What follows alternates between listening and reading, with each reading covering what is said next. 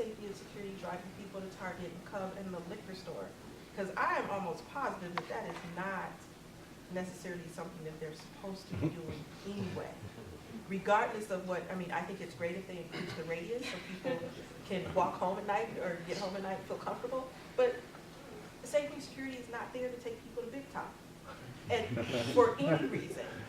So I just, that's just my question, like how? You'd be surprised how often students use it both during the day and at nights. It's quite a lot. It is like when you call for an escort, it's okay, they had to run to Target quickly, they'll be back in 15 minutes, pick you up type of thing. Like it's Wow. Well, it's actually often. Okay. They have it timed out. It takes them 13 minutes to drive a student to Target and back. Like they have it because they go so often.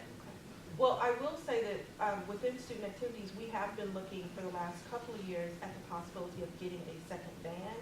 I'm not saying that us getting a second van would all of a sudden make it so that we could give people rides back and forth to the grocery store or the mall or whatever. I have worked at another institution where we did that, but the institution that I worked at where we did that was not in a major city. You had to get on the interstate to get to the mall or to get to Target then versus having transportation. It might be interesting if you do want to move forward with this to talk to Lacey about how many times, if we are restricted to just one van, how many times are there requests for the van that she can't fulfill because they're overlapping in one vehicle. I do know last time I checked, it was probably about 6 months ago, the price of us getting another van, and it wouldn't be a 15-passenger van because most of those anyway. It would probably be a 12-passenger or a minivan.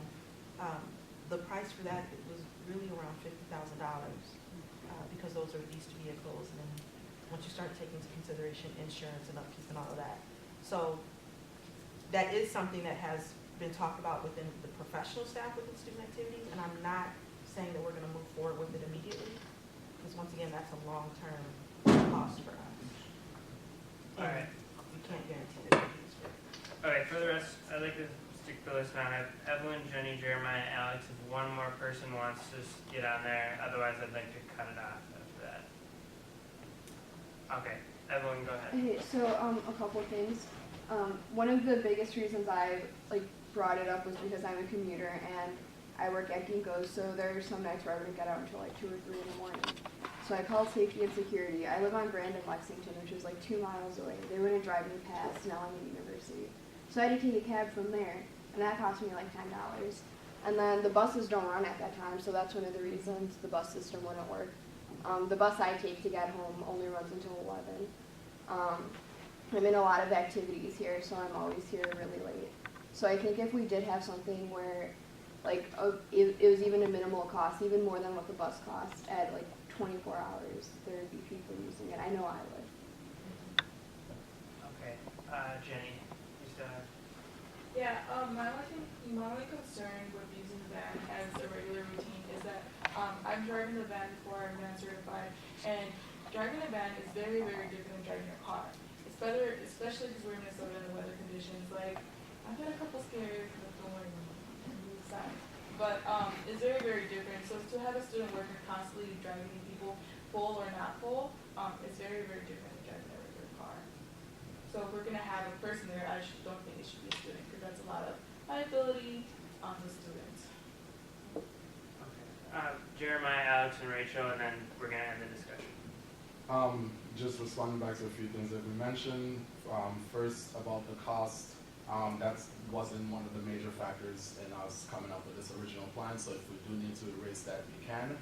The cost referring to students paying to get in the van. Secondly, I do think it's very, very important for us to expand the mile radius and for us to actually find another alternative rather than safety and security because, for example, talking to one of the head safety and security officers about a month and a half ago or so, there was actually a student that had surgery and they came back to Anderson to get something and they needed to get home. They called safety and security and they had to wait about 45 minutes in order for them to get a ride. And they just got surgery, they were slightly bleeding on the side. But safety and security was off campus at a grocery store, driving students back and forth, and it was actually a student that needed help on campus. That is why we want to restrict it basically to only emergency purposes rather than leisure purposes basically. Third, like Evelyn already said, it's very, very important for us to expand the amount of radius. Buses only run to certain times, and taxis can cost very much, and student activities van or some other alternative would be a better way. And we can also work with Lacey as well as student organization.